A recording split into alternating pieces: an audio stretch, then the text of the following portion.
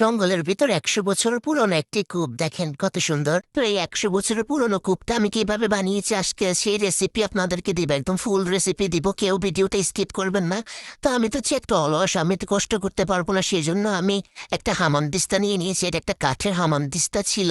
তো এটা পুরনো আর কি, এটা কোনো কাজে লাগে না, সেই জন্য আমি এটা কাজে লাগিয়েছি। একদম ইটের কালার করে নিয়েছি যাতে একদম দেখতে কূপের মতো লাগে। আর এই যে আমার ফুল বাগানে দেখছেন ১০০ বছরের পুরনো পুরনো অনেক গাছগাছাড়া। তুমি যেহেতু ১০০ বছরের পুরনো কূপ, সেজন্য একটু জঙ্গলের ভিতরে স্থাপন করলে দেখতেও সুন্দর দেখা যাবে, একটু রিয়েলিস্টিক লাগবে। তো সেই জন্য আমি এই জঙ্গলের ভিতরে এটাকে স্থাপন করে নিয়েছি। হামানদিস্তাটাকে কালার করে একদম সুন্দর করে ইটের কালার করে নিয়েছি, একদম যাতে রিয়েল কূপের মতো লাগে। এখন আমি এটার দুই পাশে দুইটা হাতলের মতো দিব, ওই যে যাতে বালতিটা ঝুলানো যায় আর কি।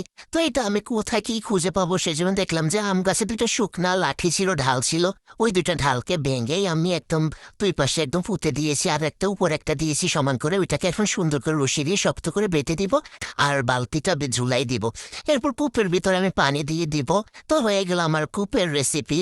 আর আপনারা যারা আমার মতো একদম অলস আছেন, তারা এই রেসিপি ফলো করে কূপ বানিয়ে ফেলতে পারবেন, একদম ইজি রেসিপি।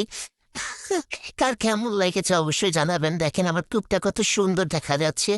এখন কূপের ভিতর পানি দিয়ে দিব, আর পানিটা তোলার সময় মনে হচ্ছে একদম সত্যি সত্যি কূপ থেকে পানি তুলতেছি, দেখছেন কত সুন্দর দেখা যাচ্ছে। তো রেসিপিটা কার কেমন লেগেছে অবশ্যই জানাবেন, আর আপনারাও ট্রাই করবেন। আল্লাহ হাফেজ।